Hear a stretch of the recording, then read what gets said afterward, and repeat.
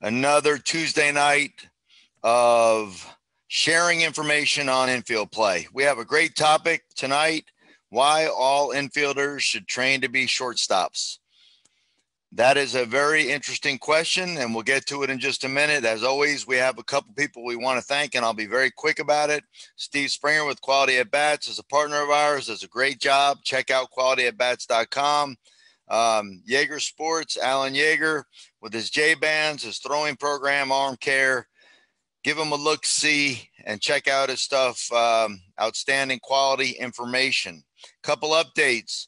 Our Trotsky Monjero infield camps across the country. They start this fall. We have them online. Go to trotskyranch.com. Take a look at the dates and locations across the United States. This past winter, we averaged players from 13 different states at each camp. So we're hoping that this virus won't slow us down, and we'll be able to just move forward with all those camps. We are getting ready to launch a membership side of Trotsky Ranch, where we're going to have specific infield play at the highest level, elite infield play, access to everything you can possibly think of to take your infield play to the next level, as well as a coaching side. We're going to have an element to just coaching baseball that's going to be full of outstanding information. So be on the lookout for that. And then, of course, for purchase, we still have the Blue Collar Lockdown, which is going to be upgraded. You can still get it as is. It's very functional. We feel, we took a lot of pride in it, feel great about it as it is, but it is going through a facelift and an upgrade. Of course, it'll cost more money at that point, but that'll be released soon. Where our virtual infield camp is online. Totally excited by the way that turned out. We sunk our heart and soul into that for 3 days. That's 9 hours of infield play that you can do basically in your living room, literally. And then the infield footwork mastery series that Nate put together is off the charts. So some things to look for there. Nate, you with us as we get ready to move forward here with our topic tonight. Why all infielders should train to be shortstops. I'll just pass that question off to you and we can bounce it back and forth. Why should all infielders train to be shortstops, Nate? Good afternoon. Good evening to everybody. Pleasure. Thank you, Trent. It's great to be here for another Tuesday. Thank you. I've been kind of pondering about infield play for the last 30 years as a coach, not just pondering, but thinking, analyzing, studying, pondering. I mean, it's been on my mind heavily for a long time. And thinking about the shortstop, who is he? What does he represent as a player? And when I go back to when I played, I remember being comfortable playing second base. I was happy to be a good second baseman.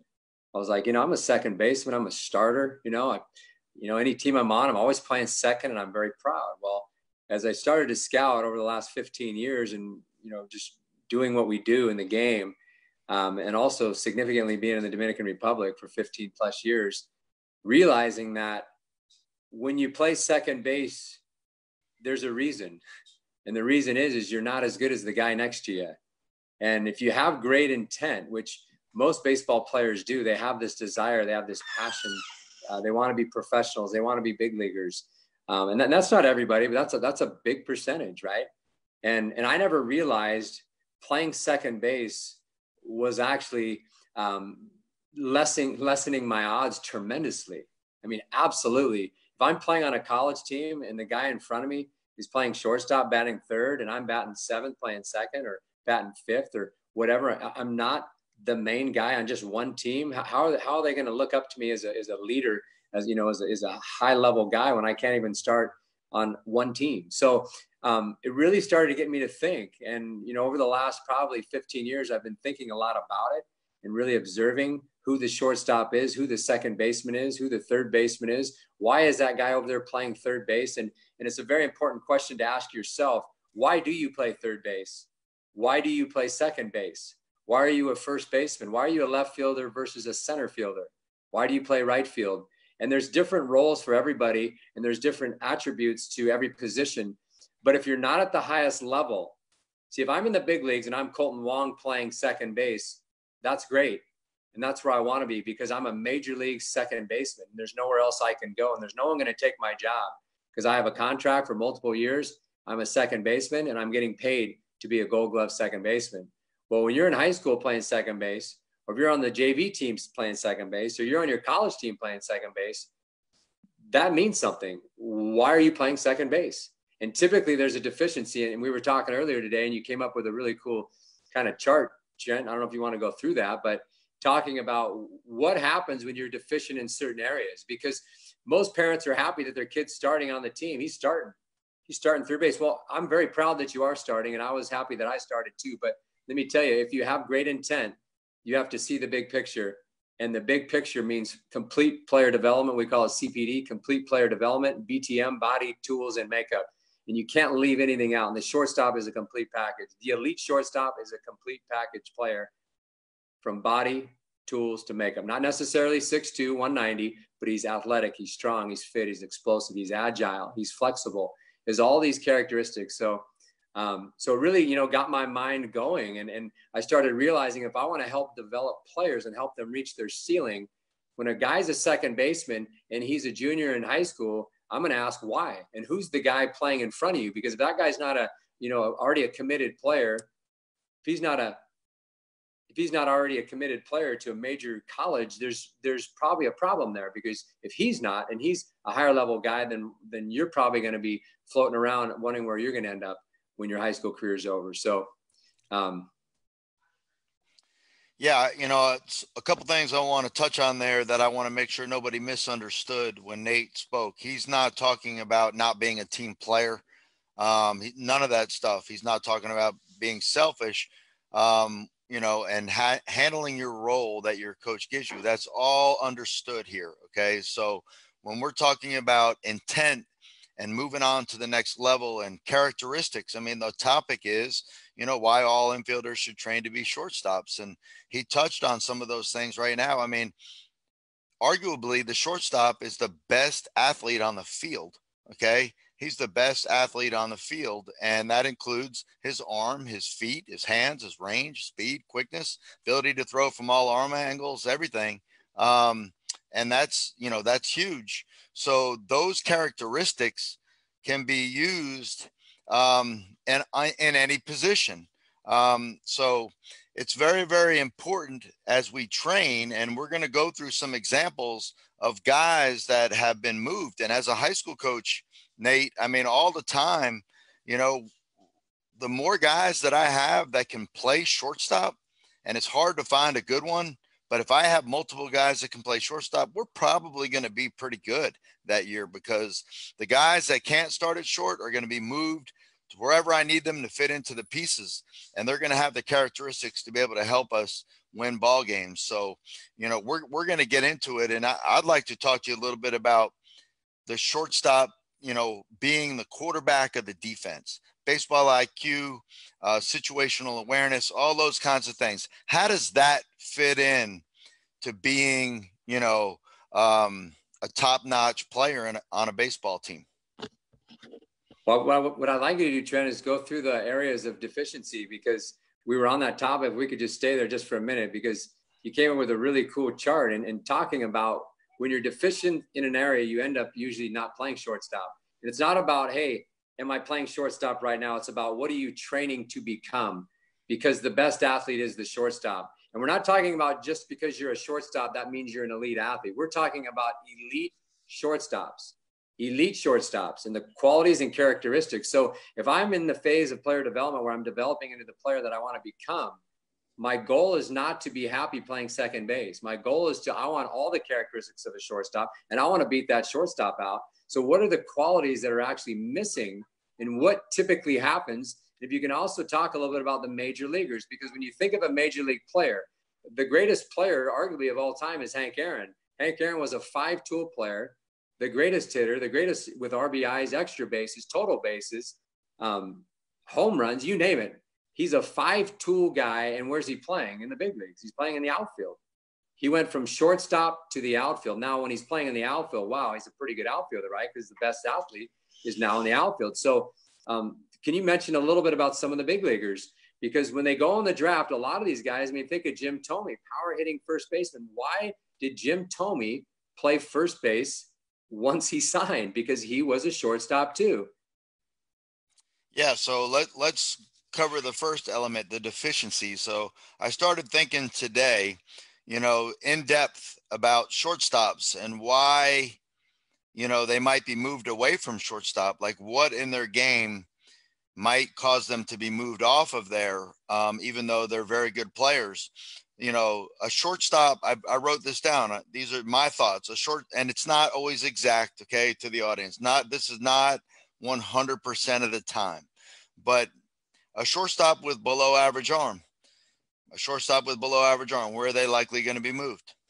Second base, possibly first base. Okay. Of course, they could be moved to the outfield as well. But when we think about shortstops, if they stay in the infield, the first place we usually think of is second base.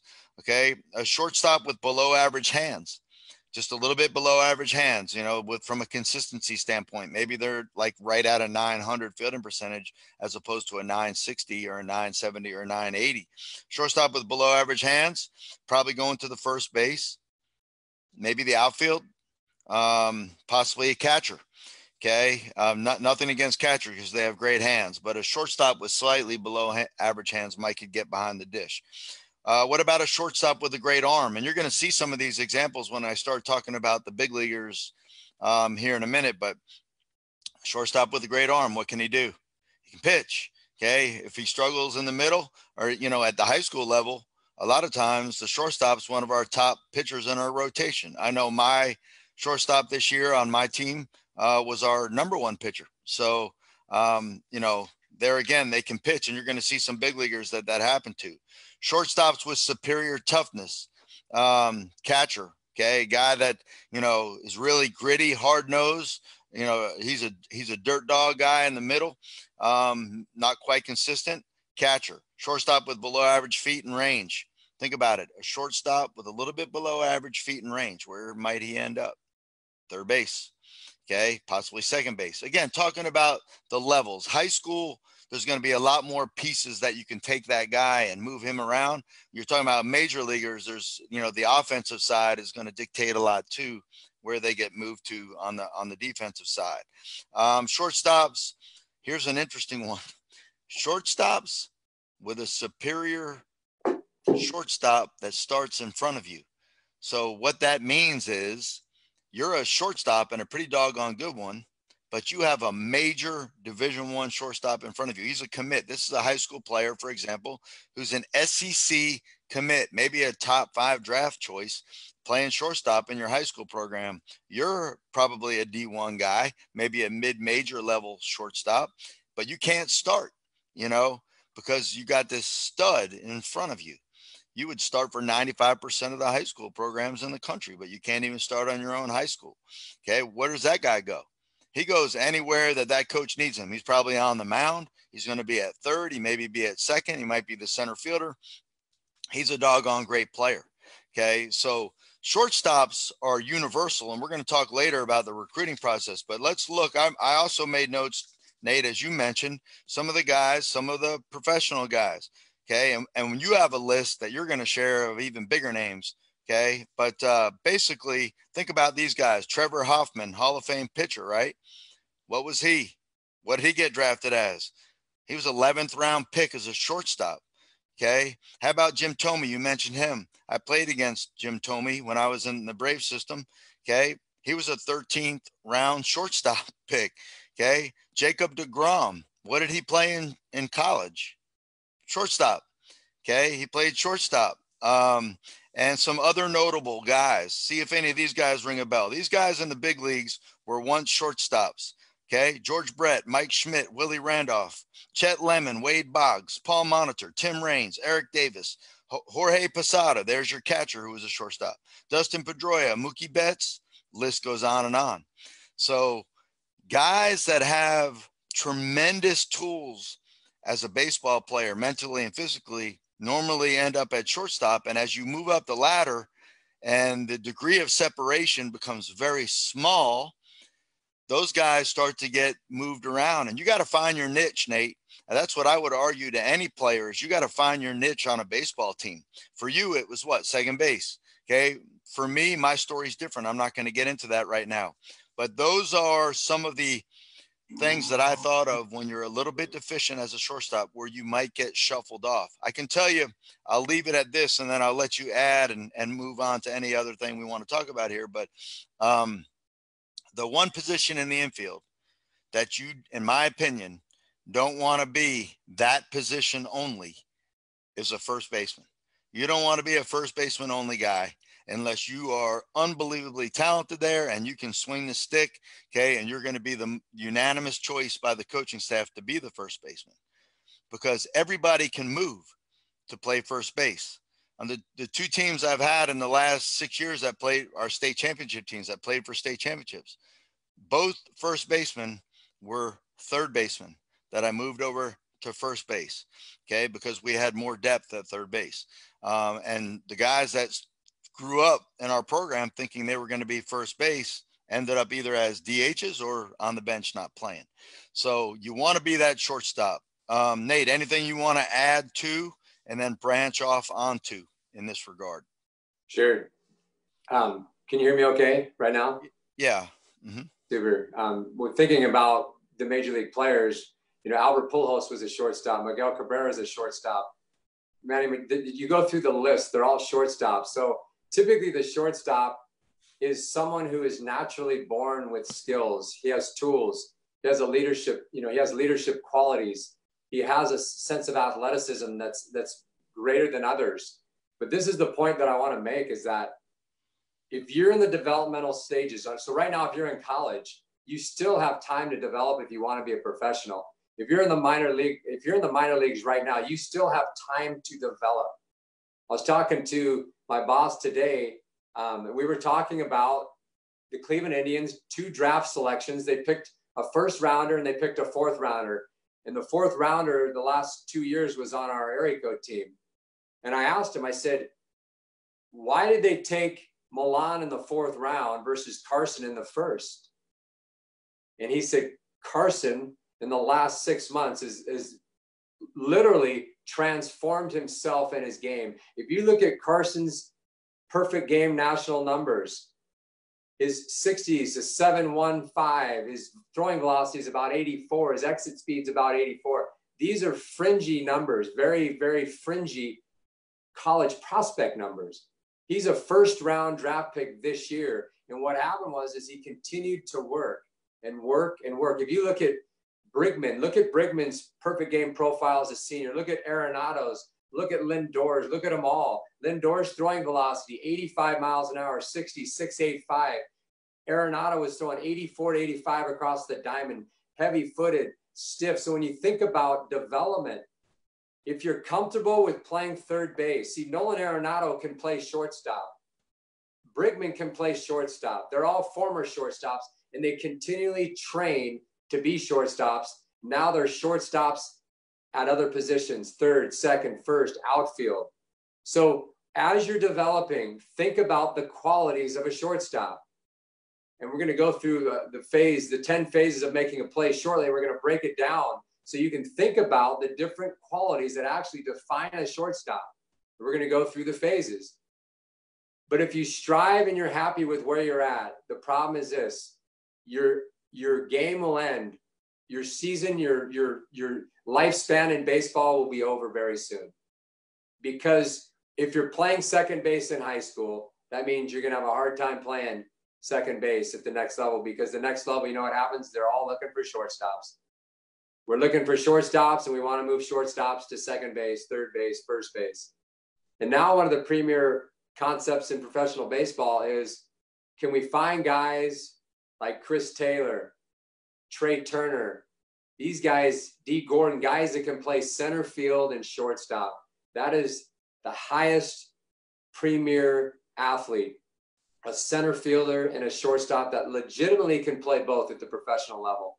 So you think about talent, ability. Now remember, a lot of players were born with talent, but talent can be developed, and talent oftentimes is underdeveloped. It's left alone. So where you're at in your development phase. I don't know where you're at. If you're 10 years old, if you're 15 years old, if you're 20, it doesn't make any difference. If you have great aspirations, it's all about intent. Where do I want to go? It's the telescope approach, looking far into the future. Where do I want to go and who do I have to beat out? Because right now you might be playing third base and be a great third baseman, be the best third baseman, be the best teammate you could possibly be. But you continually strive to have the attributes of the shortstop. And at some point, if you focus and commit to the process, you'll probably end up beating out the shortstop on your team within a year to 2 years. If you're a sophomore in high school and you are the third baseman and you train like a shortstop, you're developing your arm tool, throwing in all different slots, developing your arm strength, developing your footwork, developing your flexibility, developing your reads, developing all the characteristics to be a master infielder. You know what's going to happen to that third base, that shortstop? He's probably comfortable right now being the starter, and he probably doesn't work very hard. And probably a lot of his tools were given to him from God just as a blessing. He was blessed from birth. So have intent, have a great mission if that's who you are. And if you want to stay in this game, we have to learn to train to be elite shortstops. In the Dominican Republic, when you ask the kids, it doesn't matter who the kid is. You say, what position do you play? What do you think they say, Trent? Shortstop. Shortstop. So how is it possible? You're on the field at one time with 30 kids and they all play shortstop. Every single one of them.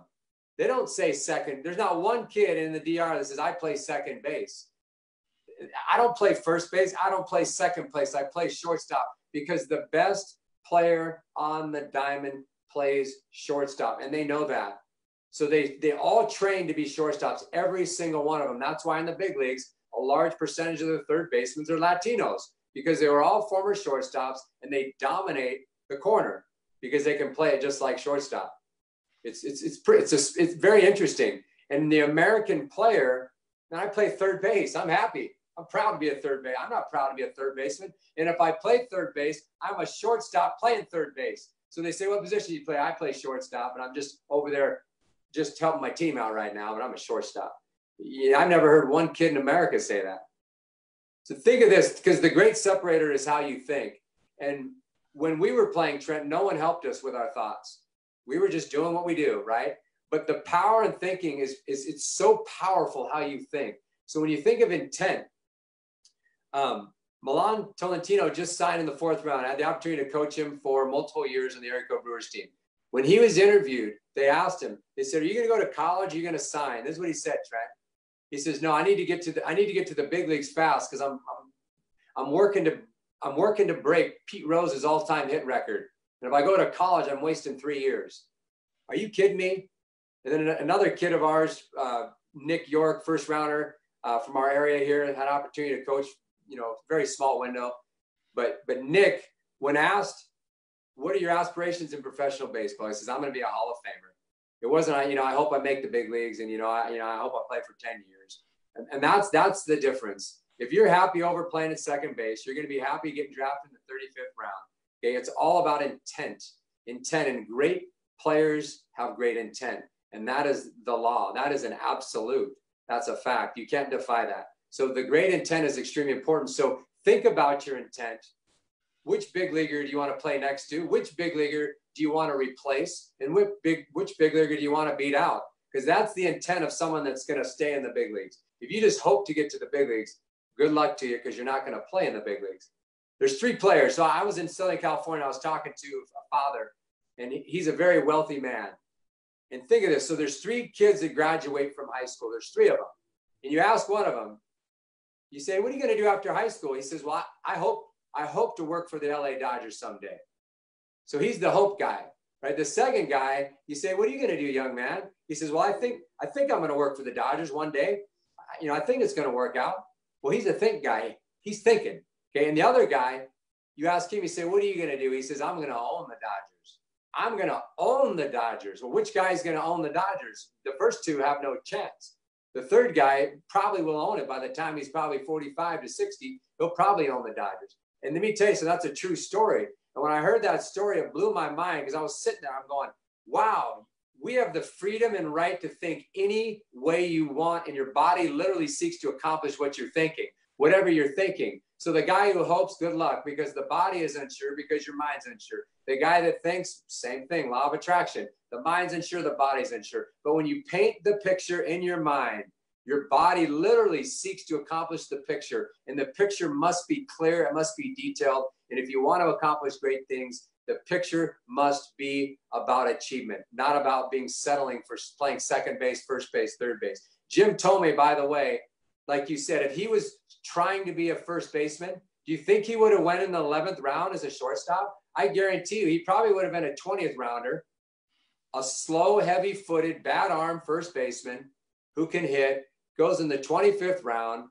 But you know what? Jim Thome was playing shortstop. And he went back to where he ultimately belonged because his physical makeup never probably would allow him to play big league shortstop, which that's what you talked about, being a great teammate, accepting who you are. But you know what? Fight that as long as you can. Yeah, awesome stuff. And, I thought of a couple things when you were talking. One is a buddy of mine, Trot Nixon, who played right field for the Boston Red Sox when they won their first World Series in 2004. He's a left-handed thrower. So, but, Trot was probably playing shortstop up till about 12, 13 years old until the laws of the game basically took him to the mound in center field. I don't know, but what I do know about Trot Nixon is this. They asked him when he was in high school, he was a first round pick of the Boston Red Sox in 1993, I believe it was. And they asked him about his aspirations. He said, my goal is to be the best hitter that ever walked the face of the planet in the major leagues. Okay. That's a heavy statement from a high school guy, right? A lot of people are probably going, who does he think he is? You know what I mean? But what you were talking about there and what Trot was referring to was his intent. Now, did he become the best hitter to ever play in the major leagues? No, but he became a starting right fielder for the Boston Red Sox World Series champion. And he is like one of the best 20 Red Sox to ever play. He made, I believe it was the best 20. Like a lot of people probably don't even know who Trot Nixon is anymore unless you're from Boston, or a Yankee fan. But he was literally that type of player. I mean, he was a game changer, and his intent was off the charts. It was off the charts. And I just in case we have some youth coaches on here, okay, we are not saying that it's a bad idea for guys to play other positions. Okay. So I just want to be clear about that. Okay. Because at the lower levels, there's value even for the best player in the infield, the shortstop, to play third and to play second, because there's an element of learning the game. You see things from a different angle. There's different responsibilities, because ultimately the shortstop at high school, varsity, and college, high school, varsity on, they're quarterbacks of the field. Their baseball IQ is off the charts. And part of that is understanding everybody's responsibilities. Ultimately, theirs, where they're supposed to be on every play and what they're supposed to do, but they're the communicators. Okay. They understand the situations. And part of that comes from having experience playing all three positions. And there's value to that, because no matter how good you are as a shortstop, Nate, if you're asked to play third or asked to play second, there's some elements to those positions that are unique to those positions, like second base. The double play feeds and pivots from second base are very unique. Okay. If you're a super talented shortstop, you're probably going to be very coachable and learn those things pretty quickly, but they're going to have to be taught to you because they're specific to that position. Cutoffs and relays, where you're supposed to be, rundowns, and how you integrate into rundowns based on the base runners picked off from is different for a shortstop and a second baseman, third baseman. They all have different responsibilities. So to the youth coaches on here, don't feel like you got to stick your best guy out at shortstop when he's 7, 8 years old and leave him there. Okay. Expose him even possibly to the outfield. Okay. And I don't know why, but this is coming to mind, that I'm going to say it just because it's on my mind. Okay. I take my infielders in the fall, my shortstops, my third baseman, and I make them go into the outfield.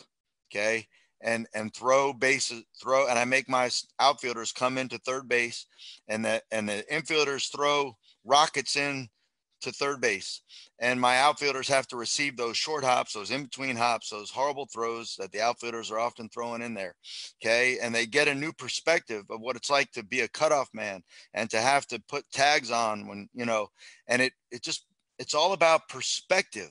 That's my point here. Perspective, game IQ, situational awareness. Okay. And shortstops, when you move to the higher levels, they are the quarterback. Okay. They understand. So there is value to being able to play. And we'll touch on that a little bit more. I don't know if I'll be able to share my story or not, but certainly being able to play all three positions can be beneficial at some point to every shortstop. When I say three, I mean short, second, third. Yep. Right. Yep. In the last 3 years, I've had an opportunity to coach 5 first-round shortstops. And so think about that, 3 years, 5 first-round shortstops. And when you think about these guys, they're not all going to play shortstop. Why are they shortstops? And there's a reason why. Now, when you think of Nick Madrigal, first rounder Oregon State, he was a second baseman. Caden Grenier was the first rounder next to him. So at Oregon State in 2018 draft, you have Nick Madrigal playing second, first rounder, signs for $6 million. And the shortstop, Caden, he signs for $1.8 million. And you have a second baseman signing higher than the shortstop. And the second baseman, by the way, will play second base. Nick Madrigal will play second base in the big leagues, but he was playing second base on his college team. But Major League Baseball saw him as being a higher prospect. They gave him more than double, almost triple, actually 6.6+ million. That's a big difference from 1.8. And he's the second baseman. So when we're talking about shortstops, I want you to think about that there's so many components. And you don't have to play shortstop. That's the whole point. The point is have the qualities of a shortstop. Work on the qualities. Now, there was a high school program, Laguna Hills, and they didn't win a championship for 52 years. And a few years ago, they won 48 straight games. My buddy's kid was on the team, and he told me why they won. They won because those kids grew up together, and they built the sixth tool. They developed the player, the instincts, the IQ, the intelligence, the mental game, the awareness, the team spirit, the skills. See, they have the same kids since they were little, and they stayed together all the way through high school. When they got to high school, they finally won a championship after 52 years. And this is the point. You can develop the skills of a shortstop. See, that program never won one time in 50+ years. Why did they win the next 52 years later? Why did they win? It wasn't because they had the best athletes. It was because they developed. Now, when you think of the shortstop, you think of all these components, and one would be leadership, confidence, ability to communicate externally. Okay, so how are we developing those qualities? So I want you to think about this in the whole perspective of how are you developing? So if you're working with your players and or your son or daughter, how are you developing them as people? Milwaukee Brewers area code team a few years ago, our whole infield, Trent, we had 4 first round. We had 3 first rounders and a second rounder. Our first baseman signed in the first. He was a first rounder. His name was Nick Prado. He's a left-handed first baseman, much like Trot Nixon and much like JT Snow, shortstops playing first base. He's a first rounder. Our second baseman was second rounder. Our first baseman was Hunter Green, our shortstop, and our third baseman was Royce Lewis. So you have this combination. Between all of them, it was $20 million. Now, I want you to think about these guys. They all were incredible humans, like people, discipline, body, tools, makeup, the whole package. It wasn't just that guy rolled out of bed and he's a great athlete. They all had the self-discipline, the self-motivation, the self-confidence, the self-control, the athleticism, the body, the tools, the makeup. And that's the point. They are playing in all different positions. And when they get to the big leagues, they're going to be some might even be in the outfield. It doesn't even make any difference, but it's going to give them an opportunity. Develop your skills, not just your throwing arm. Just don't take ground balls. the flexibility. I'd like to go through the 10 phases in a few minutes so we can kind of break down the different phases of really what an elite shortstop has. Yeah, well, let me share a couple things, and then I'll turn it over to Awesome. you, and you can chew up, the rest of that time positively with that, what you want to talk about with the footwork. But a quote that comes to mind as we describe shortstops and their eventual being moved to different spots on the field. It's a quote that I give to my students in school. It's aim for the moon, and if you happen to miss, you'll be amongst the stars. How I kind of relate that to shortstops is, aim to be a shortstop, and if you happen to miss shortstop, you can play third, second, first, outfield, pitch, or catch. Okay, so aim for that and train for that, shortstop element. And in a nutshell, I want to talk about how that helped me personally. And I don't share my story a ton on here, and I'm not going to get in depth, but I played third base in high school. I had a second baseman's body. Okay. I was a switch hitting little guy, 138 pounds when I graduated high school. And I was a third baseman in high school. I didn't play shortstop or second. So I had no experience with those. Okay. When I got to college, I was at Florida Southern College, which in 1985 won the Division II World Series.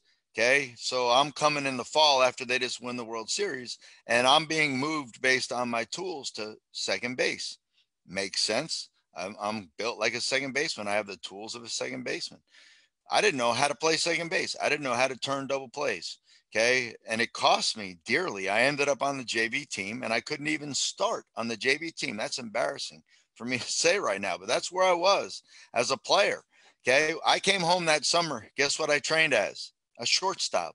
Okay. I trained as a shortstop. So I started learning how to play the game from the shortstop perspective.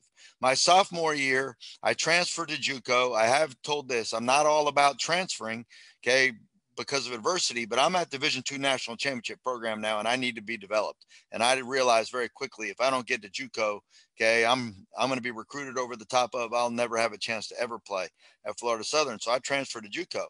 So, I'm playing Florida JUCO, one of the best JUCOs, ended up being that year, one of the best JUCOs in the state of Florida. And I played second base. So I trained at shortstop that summer. I played second base as a starting second baseman, team captain. Well, in the state playoffs of our JUCO, we're playing at where the Boston Red Sox at the time had their, spring training complex and in Winter Haven, Florida. And guess what happened? Our third baseman went down. My college baseball coach, hey, Trent, didn't you play third base in high school? Yes, coach, I did. Hey, would you be willing to move over and play third? I had no ground balls, no experience, nothing.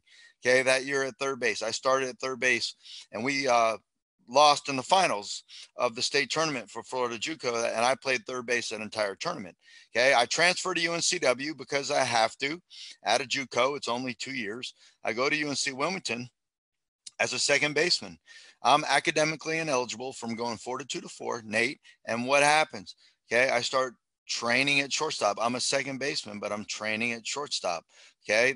My whole year that I was redshirting, academically redshirt, I trained at shortstop. That next summer, I played shortstop.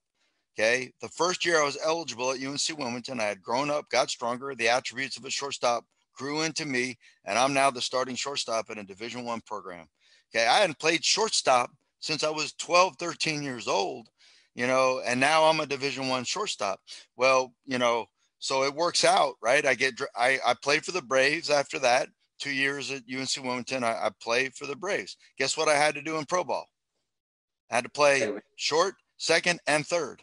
Okay. So all three positions that I had experience playing, but I never get to that point of playing for the Braves or even being a Division I shortstop if I didn't train as a shortstop in the off season, which goes back to everything that we're saying.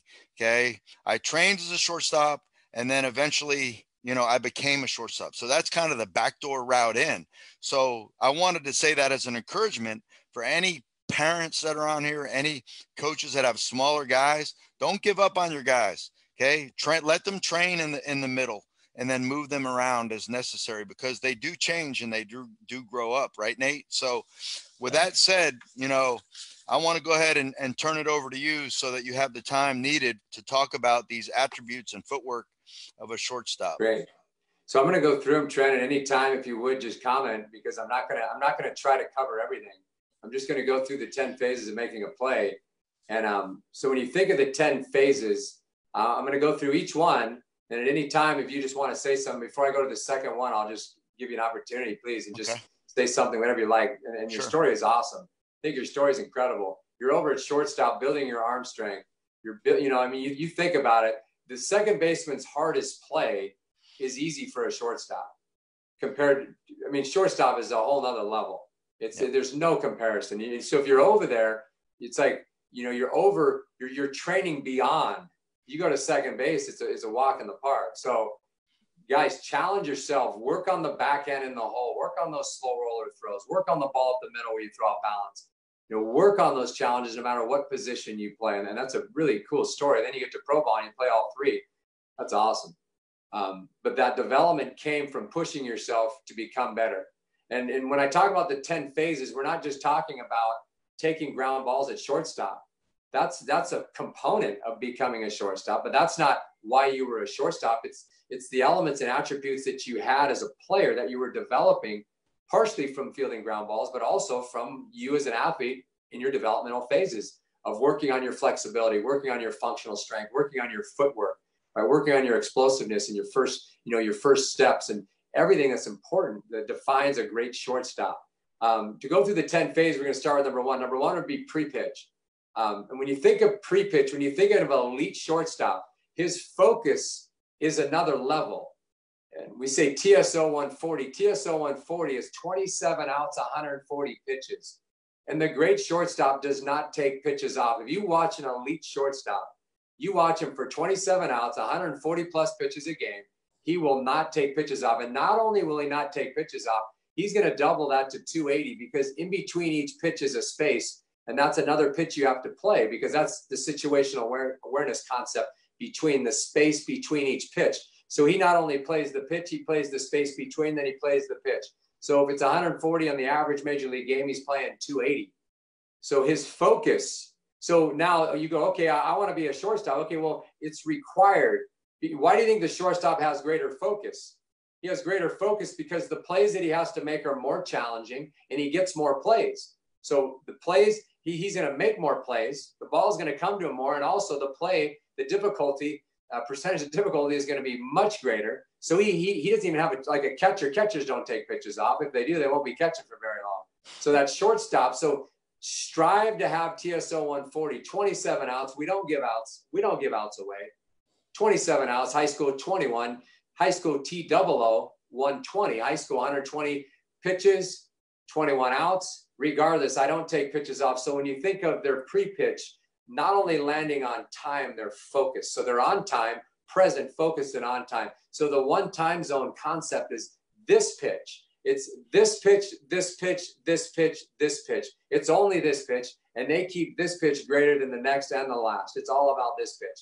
So we're beginning with the pre-pitch. We're beginning with mindset, how it applies with the pre-pitch. So if you can't get past phase one, because this is a sequence, it all sequences together like a whip, like a wave, like a river, like water flowing, like a chain. It's a sequence. One phase follows the next. And if one phase is off, the sequence is off. So it begins with being on time pre-pitch. The elite shortstop, another level when you're talking about pre-pitch focus, anticipation, and wanting the ball. In the DR, they say, la quiero la pelota. I want the ball. Can you say that for 140 plus pitches? That's the elite shortstop. Go to phase two. Okay, you want to comment, Trent? Yeah, no, I was just going to say really quickly that the focus part and the short memory part. So your elite shortstops, your elite defenders are going to be able to separate offense and defense. They're two separate phases to the game.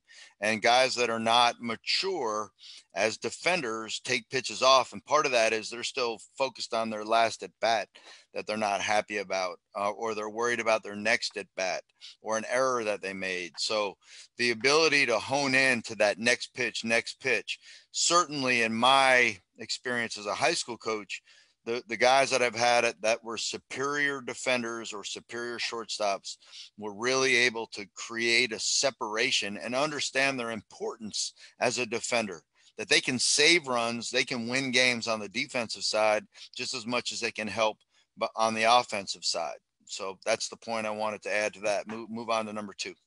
That's awesome. Your best offense is your best defense. Making plays, baby. Yep. Hank Aaron would say, you know, your bat doesn't always come to the park, but your glove always does.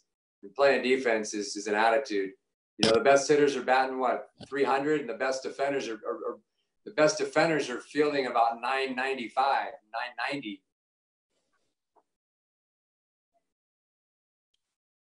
We lost you there for a second, Nate. Yeah, Tony's calling me right now. I'm not sure. Yeah, our engineer is calling us. Yeah, just go. I'll see if I can reach out to him. You go ahead. text him. Yeah, you talk about number 2. Okay. So number 2 is our first step. So we start with pre-pitch and we go to the first step. So my first step is going to be, there's many different components that are going to influence the first step. And one is being on time, being focused and on time. So my pre-pitch is going to have great influence on my first step. Now, when we talk about getting an advantage, we talk about range, we talk about ability to make the great play routine along with the routine. I call it the 0.5 10-foot advantage. We call it the 0.5 10-foot advantage. And it's very simple. How can I get an advantage and increase my range? And literally in a half a second, you can move your feet 10 feet in a half a second. So right now, I'm going to give the infielders concepts on how do I maximize my first step. The 0.5 10-foot advantage. So it begins with being focused and on time. So I call it first step focus, first step timing. Then we're going to go to first step awareness. We talked about it last week, Trent. You're talking about situational awareness. Well, if I'm situationally prepared during the space between, what happens is I'm going to have a great first step because I'm anticipating, I'm expecting. So we start with first step focus and timing, and then we go to first step anticipation, situationally aware, one pitch at a time, playing each pitch, understanding that the situation, SBHSA, which is steal, bunt, hit and run, swing away, those are the only situations. They govern the whole game, and they literally change every single pitch. So if I take a pitch off between pitch number 20 and pitch number 21, and the ball's hit to me, and I'm not situation prepared, my first step is going to suffer. So we're talking about first step awareness. The third one is first step anticipation. That's my literal anticipation. Expect. And if I expect not only the ball, expect to make the play and expect to be challenged, you know what happens? My first step is off the charts. But that's the difficulty, going back to the maturity you talked about, which is extreme. You could find a 10-year-old also that has that level of maturity. So there's no age limit. It's teaching the perspective and then letting the athlete, training them and letting them to see if the maturity is there. So we teach them, we train them, we give them an opportunity, and the mature ones they'll deliver. You go, this kid's 10 years old. He doesn't take pitches off. It's a pretty beautiful thing. And you see an 18-year-old that takes pitches off. So the maturity is important, but we also have to give them perspective on understanding the importance and understanding that I literally can gain 10 feet on my first step within a half a second. Because if you're a 6'5" runner, right, and I'm a 7 runner, my range could be superior to yours if my timing, my focus, my anticipation, my awareness, and my confidence is a level above yours. I'm a better shortstop, and I'm playing shortstop, and you're playing second base. And we're going back to where is your deficiency? So are you deficient in any of these areas? From focus, timing, situational awareness, anticipation, and confidence. That's DMG4. That's defensive mental game 4, and it covers the 4 areas. So my first step is extremely important. Now, my athleticism is important. Jumping rope, working my feet, being explosive, working cones, ladders, right? My agility, it all comes together. And that's why we talk about, can I train like a shortstop and play first base? And man, I'll be the best first baseman. And I'm going to stay in this game for a long time. So my first step, following the pre-pitch.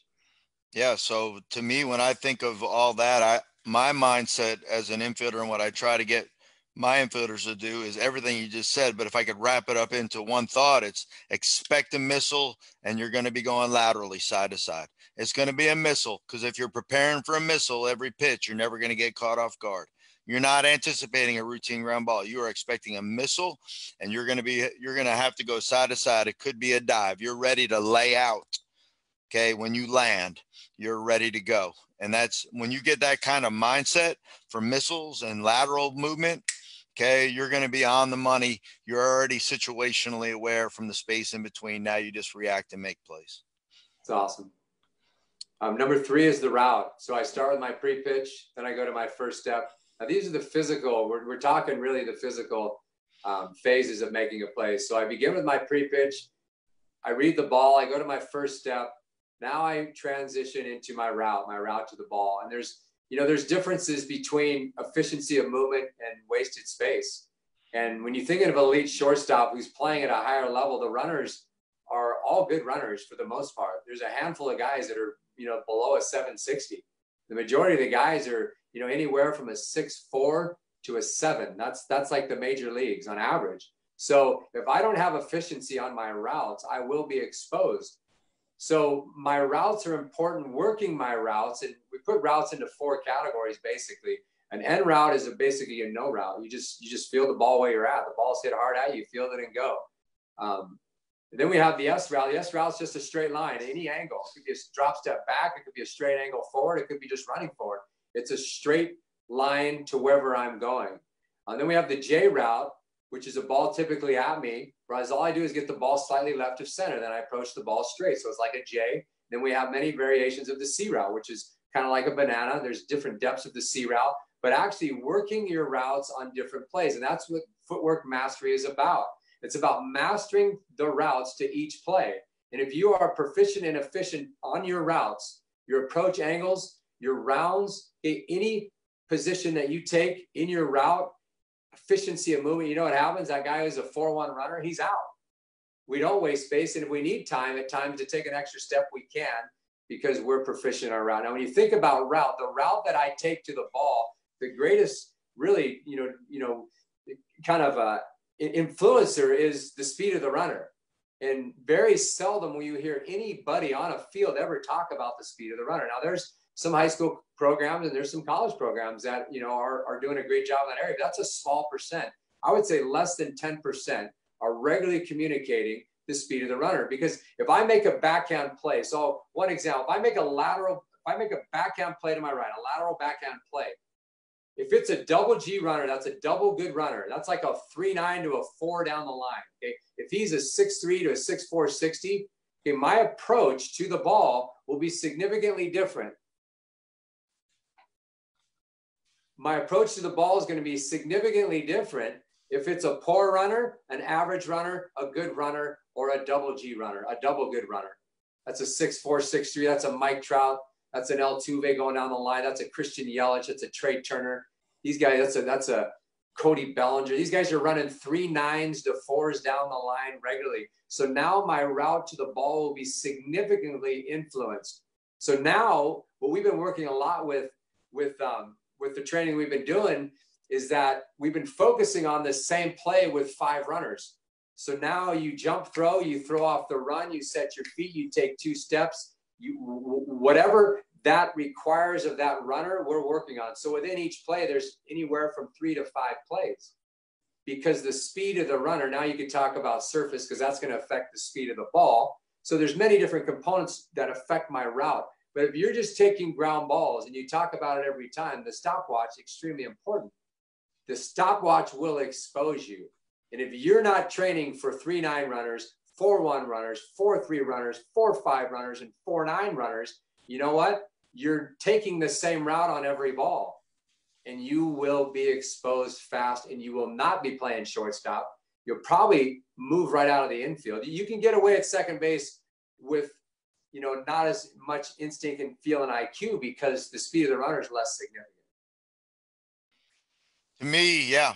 And I'd just like to add that your routes are not something that you have to think about. You prepare in practice and with your preparation so that your routes are instinctual based on the data you just described. Okay. I know the speed of the runner. I know the speed of the ball. How? Because I've taken thousands of ground balls. Okay. I prepare at game speed, and now I let my instincts play. Okay. When the ball's hit and you're making plays, your routes and your footwork will be dictated from experience. If you have to think about those things, you're beat. That's what I wanted to add to that. Move That's to the awesome. next component. Yeah, I think that when you're thinking about development, it's like, so I'll give you an example. So Jabin's preparation is to either be in the big leagues in 3 years or play college in 3 years and be in the big leagues in 5 years. So that's the intent.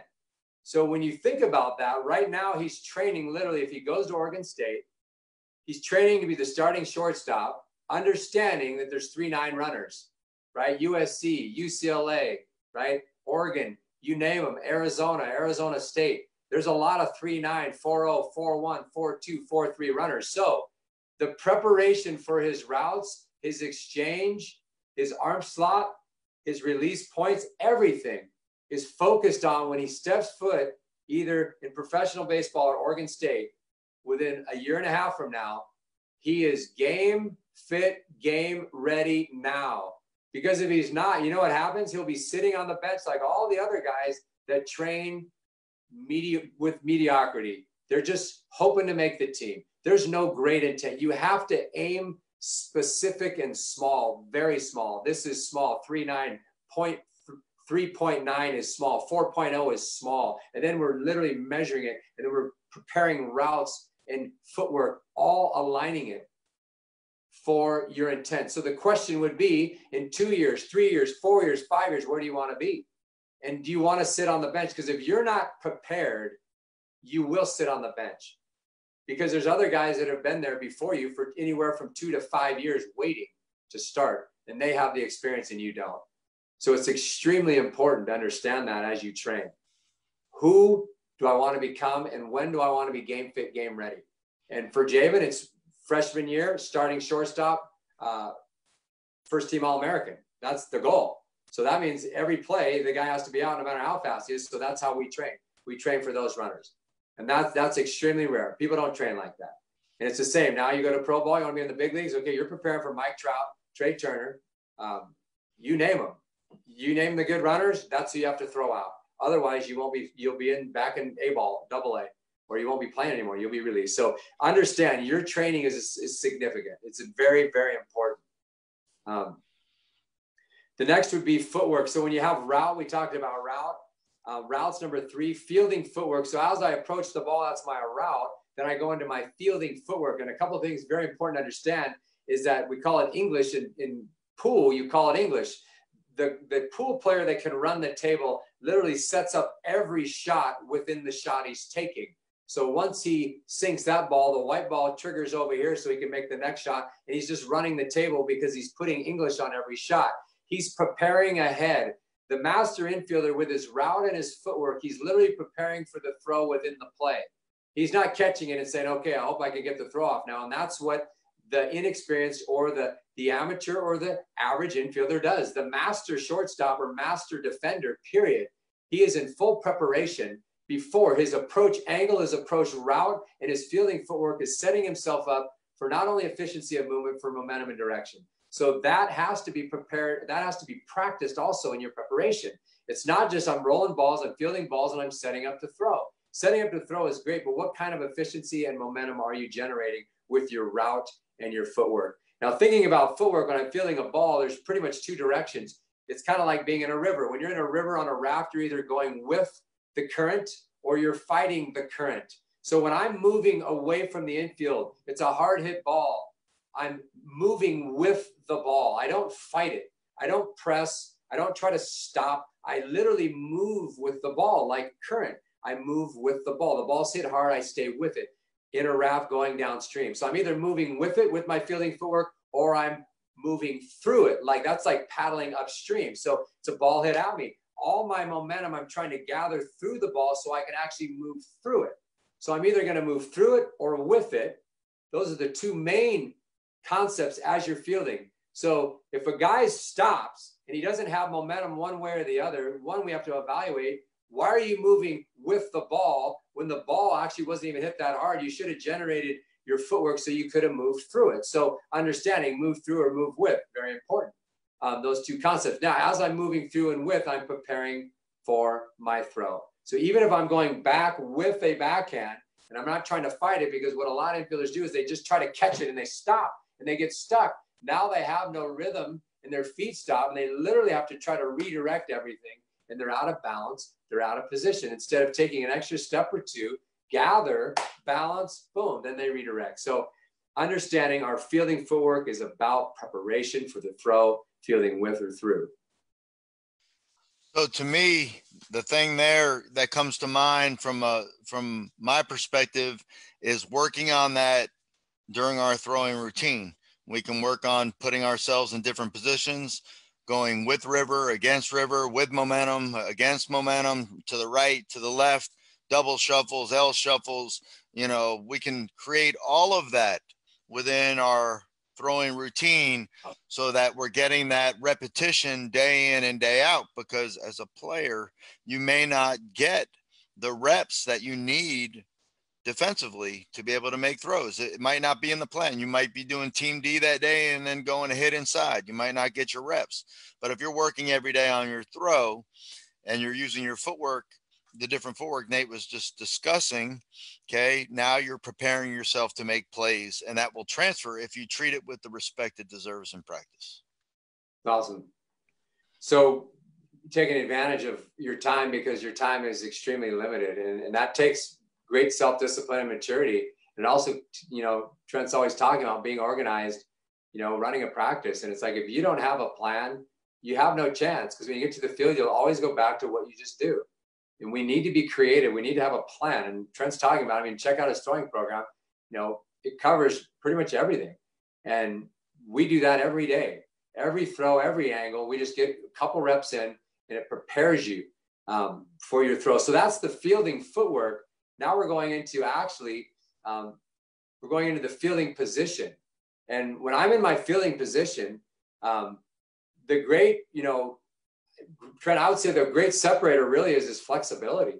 One, understanding posture, but very few people, you know, there's very few natural shortstops that have the flexibility in their hip flexors, their groin, and their hamstrings, allowing them to get low and play low with ease. I don't know what you see, you know, with the guys you work with, but I rarely see a player that has that flexibility of ease, low to the ground. And that can be developed. You know, the shortstop who's playing shortstop, who's the elite guy, oftentimes has that naturally. But the guys at third, oftentimes stiff, first baseman stiff, right? But that flexibility takes time. But if you work on it daily, you can start to develop. And that allows you to get to posture. It allows your body and your hands to work with little effort. And that's the key. Just like hitting, get to a good launch position, good things happen. So we worked on that today. We were in the weight room with our guys.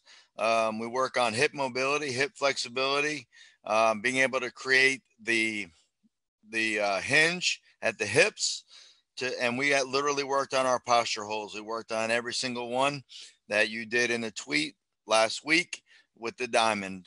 And so that was including my POs, my outfielders, my catchers, my infielders. They're working on posture and creating that flexibility and that repeatability, because if they can't do it in a controlled environment, how are they going to do it when it's required in the game? And also the verbal cues that I give them when we're actually taking ground balls don't mean as much if we don't actually apply it or tie it to something that we've already talked about and worked on, which is what we did in the weight room today. So just like with throwing, you got to be able to, and your footwork, you can apply to your throwing program. You can still apply posture, fielding positions, all that to your throwing routines, but you can also work on it on your own. So it's huge to me, and it's huge to you and anybody that understands infielding. If you don't take that stuff serious, it's going to be very hard to be consistent and be great. Right.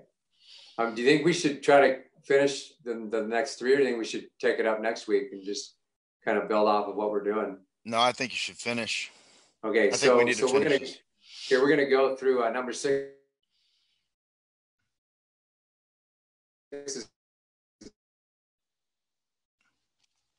We're losing you, brother.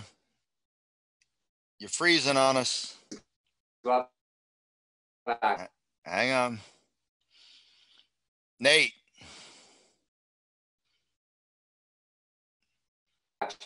Hang on, guys. Nate.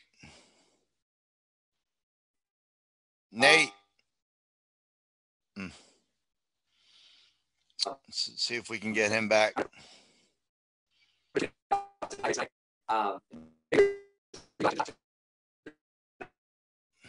I'll make him start back if we can get him back in.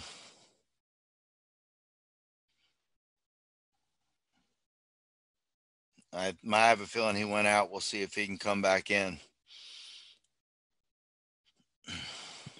Here comes. There he is. Oh, my battery's gonna hold on. Let me plug my phone in, Trent. Okay. Give me 1 second. Yep. No hurry. The hurry for me. We're all good. We want to finish these points here. They're awesome. If there's any infield coaches on, which this is all about it, parents, infielders, you got to be all about this stuff. You there, Nate?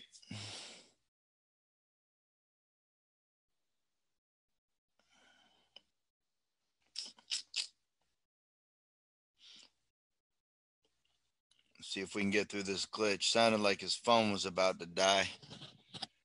Maybe he wasn't able to get it plugged in time before it shut down. Let's see. Yep, Nate's phone just died. Well, there you have it. So we'll have to pick up on these points next week. I hate to leave you hanging for a week.